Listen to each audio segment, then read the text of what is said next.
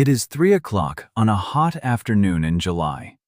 You walk out to check on your hydrangea, the one you have watched over all season, and it has simply collapsed. The big leaves are hanging straight down, limp as wet paper. And every kind instinct you have reaches for the garden hose. Put the hose down just for a moment, because watering that plant right now might be the very thing that kills it. For most of our lives, we have been handed a simple story about these plants. Water them, feed them, fuss over them a little every day. But the folks who grew the most breathtaking hydrangeas, the ones spilling over the fence in an old farmhouse yard, knew something we have quietly forgotten. They were not fussing at all. They set the stage once, and then they let the plant carry itself. So pull up a bucket and sit with me a while, the way two old gardeners might, leaning on the fence at the end of the row. I want to walk you through 10 things about hydrangeas that even people who have grown them for 40 years were never quite told. Not one of them costs much of anything, and there is a reason for that, but we will come to it. And somewhere in here is one quiet little mistake that destroys more blooms than any beetle or any frost ever could. We will get to that one too, but I promise you, it is not the one you would guess. Let us start right there, in the afternoon heat, with that wilted, dramatic plant. Here is what almost nobody explains. A hydrangea wears enormous leaves, and those leaves are really just big panels for losing water. On a scorching afternoon, the plant breathes water out through its leaves faster than its roots can ever pull it up from the ground. So it wilts. Not because the soil is dry, not because you did a single thing wrong. It is simply the plant cooling itself in the heat, the way you might loosen your collar on a hot day. So here is how you tell the difference, and it costs you nothing but one night's patience. If your hydrangea is drooping in the afternoon, wait. Do not touch the hose. Walk out again the next morning in the cool air around 7 o'clock. If the leaves have stood back up, firm and bright, the plant was only hot. It was never thirsty. But if it is still wilted in that cool morning air, then it truly is dry, and that is your moment to give it a good, deep drink. And here is the mistake that catches so many warm-hearted gardeners. If you soak a wilting plant in the afternoon, when the soil is already damp, you drown the roots. Roots need air down in the soil to breathe, and flooding ground that is already wet pushes that air right out. Do that often enough, and you trade a little harmless afternoon droop for root rot, and root rot can truly kill a healthy plant.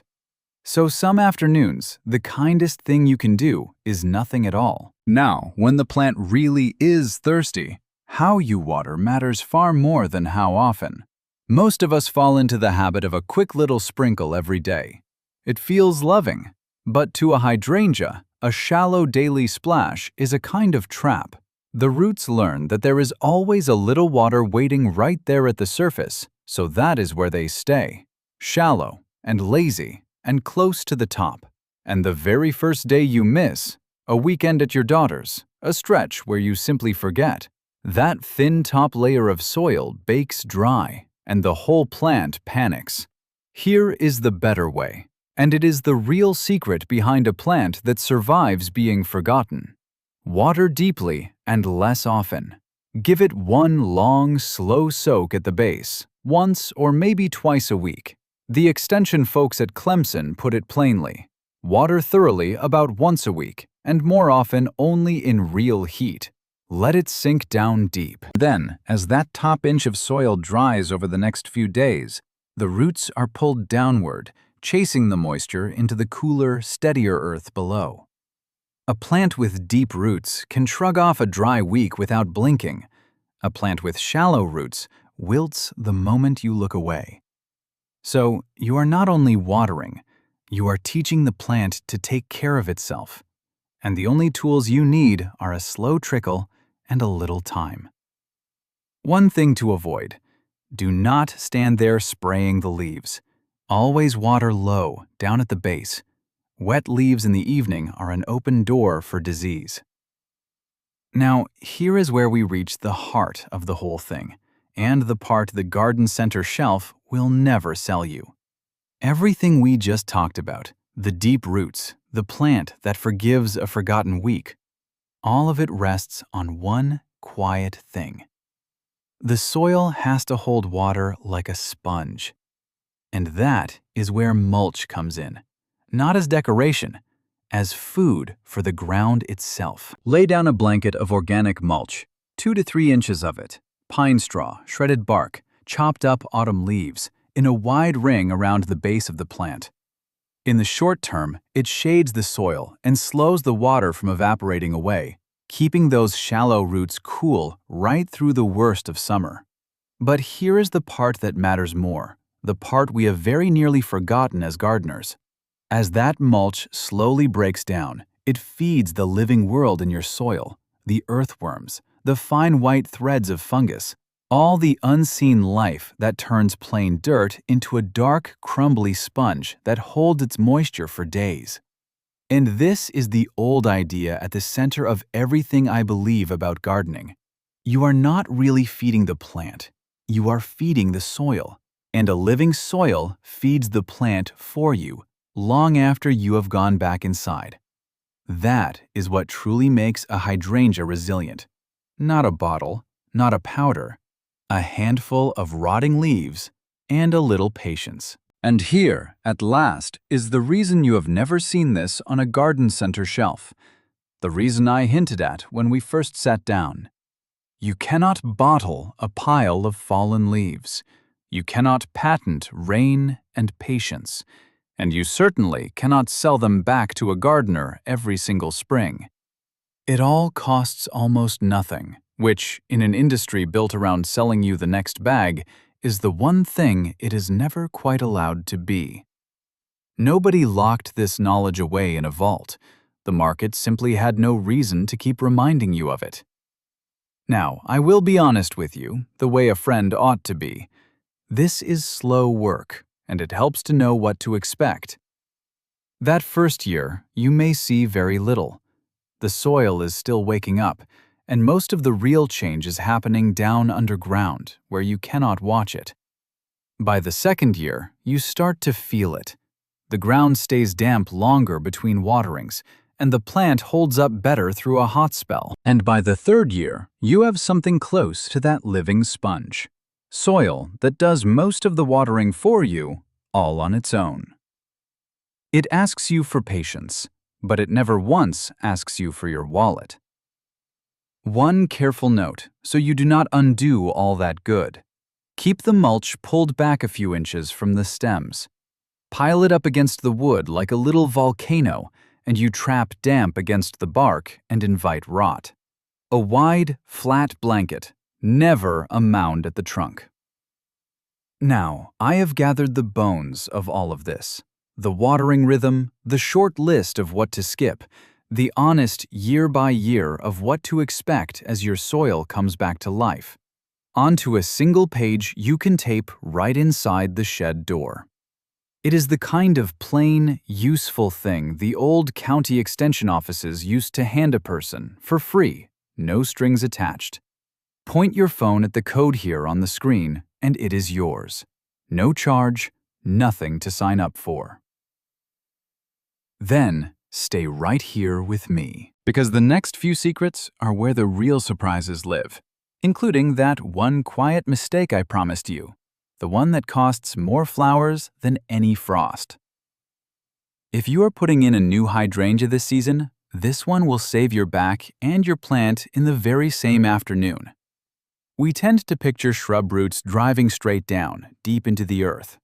But a hydrangea does not grow that way at all. Its working roots, the ones gathering water and food, spread out sideways in a shallow web that reaches about as wide as the leaves above them. So please, do not dig a deep, punishing crater. Dig wide instead. Make the hole 2 to 3 times wider than the root ball, but no deeper than the pot it came home in. Set the top of the root ball level with the ground, or even just a touch above it. By loosening that wide ring of soil, you give those sideways roots an easy, welcoming path to stretch into and settle quickly. The mistake folks most often make is planting too deep, burying the crown of the plant, and a buried crown smothers. Wide and shallow is easier on your knees, and it is exactly what the plant was built for.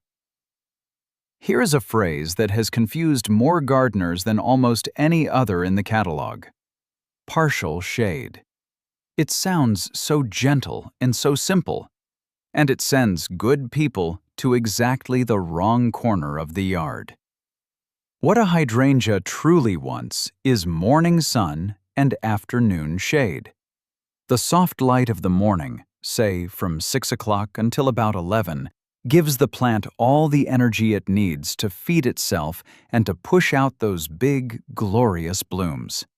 That morning light also dries the dew off the leaves early, which quietly heads off a great deal of fungal trouble. Then, by the time the brutal afternoon heat rolls in, the plant is already resting in the shade, out of the worst of it. Get this backwards, and you will see it written right on the plant. Put a hydrangea where it bakes in the hot afternoon sun, and you will fight that dramatic afternoon wilt all summer long. But tuck it into deep shade all day, and you will grow a lovely, leafy green bush that almost never flowers, because it simply has not got the light to make a bloom. So tomorrow morning, walk your yard and look for a spot that faces east and catches that gentle early light. That corner right there is Hydrangea Gold. Now we come to the one I most want you to hear clearly, because this is where the bag on the shelf has been quietly misleading good, honest gardeners for years. You may have a hydrangea that has grown into a big, lush, leafy thing, and yet it flowers almost not at all. Now, the usual first culprit is real. Too much nitrogen, which is the first number on the fertilizer bag, drives leafy green growth, and a plant that is busy making leaves has little energy left over for flowers. That part is true. So, easing off the high nitrogen lawn feed anywhere near your hydrangeas, that is a good move. But here is where the story usually goes wrong, and where I would gently ask you to be a little suspicious of that bag. The shelf's answer is to reach for a high phosphorus bloom booster, the kind with a big middle number, promising you a flood of flowers. The trouble is, that promise mostly does not hold. Tina Smith and Doug Cox, the horticulture specialists at the University of Massachusetts, wrote a whole fact sheet with a title that says it about as plainly as it can be said: Avoid too much phosphorus. Most garden soils already have plenty of it. Whether your hydrangea blooms is decided far more by the variety you planted, by the light it gets, and by how you prune it, and almost not at all by piling on more phosphorus. Pile on the extra, and the surplus mostly just washes off into our streams and ponds, where it does real harm. So the honest move, the one that costs you nothing, is to test your soil before you buy a thing. Ease off the nitrogen, and then trust the plant. There was never a magic powder for blooms. There never could be. The bloom was always waiting on light and timing and the right cut of the shears, never on something you could pour out of a bag. Now, just as important as how you feed is knowing exactly when to stop. We love these plants, and the temptation is to keep feeding them right on into the fall, as though one more late meal might help them through the winter. But feeding late is one of the riskiest things you can do. A dose of fertilizer in late summer pushes the plant to throw out soft, tender new shoots. And then, when the first hard frost arrives, that fresh young growth has not had the time to harden off and protect itself. The frost burns it back, and the plant can suffer a dieback that takes it years to grow out of. So here is the simple rhythm. Feed lightly in early spring as the plant is waking up. If you feed again, do it by early summer, and then stop. By the middle of summer, just let the plant be. It knows how to ready itself for winter. It has been doing it for 100 years before you and I ever came along. Our job, by late summer, is simply to step back. And here it is, the quiet mistake I promised you, all the way back at the start. The one that destroys more hydrangea blooms across this country than any bug, any drought, or any frost. And the heartbreaking part is, it is almost always done with the very best of intentions by the tidiest, most careful gardeners among us. It is pruning at the wrong time of year. Here is what is happening out of sight. Many of the most beloved kinds, the classic big leaf with those big round mop-head flowers, and the oak leaf, bloom on what gardeners call old wood. And that means the plant sets next summer's flower buds at the end of this summer. Those tiny buds are already sitting right there all winter long on the bare stems. So when a tidy gardener goes out in the fall or in early spring and cuts everything back hard to neaten up the yard, they are, without ever knowing it, snipping off next year's flowers. The plant leaves out beautifully come spring. It just never blooms. And the poor gardener blames the soil or the weather or their own two hands. So here is the rule, and it has to be exact. If you do not know your variety, do not prune in the fall or in early spring. The only safe time to prune an old wood hydrangea is right after it finishes blooming in the summer, before about the 1st of August, before it begins setting next year's buds. Now, the new wood kinds, the panicle types, and the smooth ones like the old favorite Annabelle, those bloom on fresh spring stems, so a late winter pruning suits them just fine. So take 5 quiet minutes, just once, to learn which hydrangea you are actually growing. Do that, and you will never again accidentally cut away a whole season of flowers. And honestly, between you and me, most hydrangeas barely need pruning at all. Beyond clearing out the dead wood, you can very often just let them grow. This next one hands you a fine excuse to do a little less work in the fall, which, at our age, is its own small reward. When the blooms fade and turn that papery brown in autumn, the instinct is to snip them all off and tidy everything up. Leave them be. Those dry, spent flower heads are not just clutter. All through the cold months, they act as a little shield over the tender buds waiting lower down on the stem, sheltering them from harsh wind and hard freeze. The plant grew itself a winter coat. It would be a shame to pull it off in October. Then, come spring, once the danger of hard frost has passed and you see new green starting to swell at the buds, that is your moment. Snip the old brown heads off, just above that fresh new growth. And there is a small gift in it through the winter, too. Those dried heads, catching a morning frost or holding a little cap of snow, are one of the quiet beauties of a winter garden. Sometimes the finest gardening of all is simply knowing when to leave well enough alone and letting the seasons do the work for you. And now, the one that feels like pure magic, but is really just beautiful, honest science. The color of the flowers themselves. Here is the first surprise. Not every hydrangea can change color at all. Only the big leaf and the mountain kinds carry this trick. A panicle or an oak leaf will be white or green no matter what you do, and that is simply their nature. But for a big leaf, the color is not fixed by the plant at all.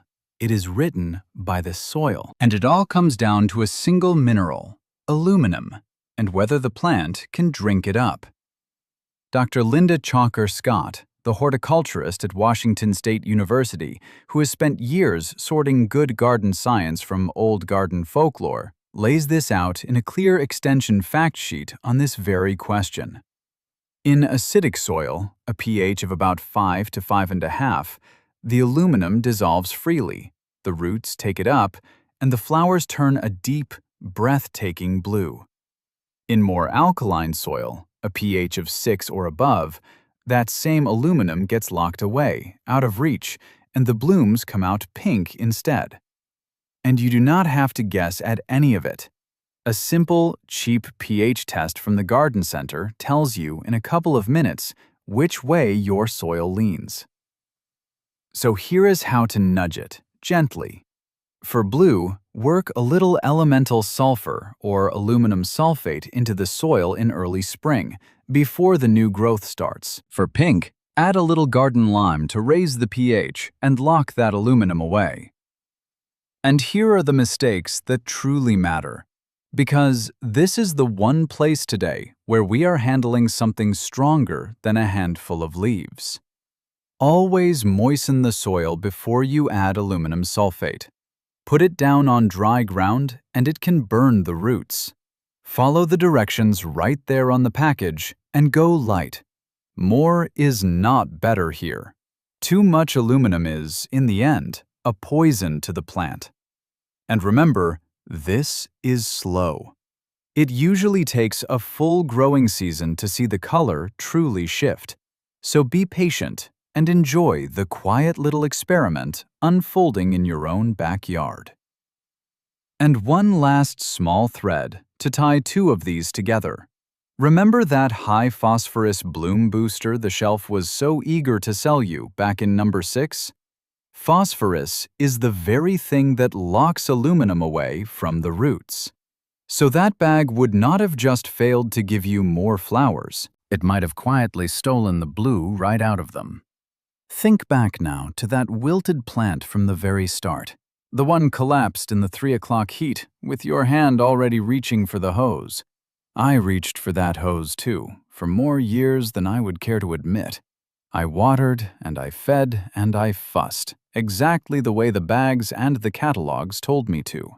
And I could never quite understand why my plants always seemed to be one bad week away from giving up entirely. It took me a long, long time to learn what the old gardeners seemed to know without even thinking about it, that I was never really meant to be feeding the plant at all. I was meant to be tending the ground beneath it. Set the soil right, and the plant will carry itself, even straight through the weeks you forget about it completely. If that is the kind of gardening you come from, the slow, honest, soil-first kind your own grandmother might have recognized, or the kind you would quietly like to grow into, then you already belong here. Subscribe, and let us keep tending the old way together. Less guessing, and a great deal more growing.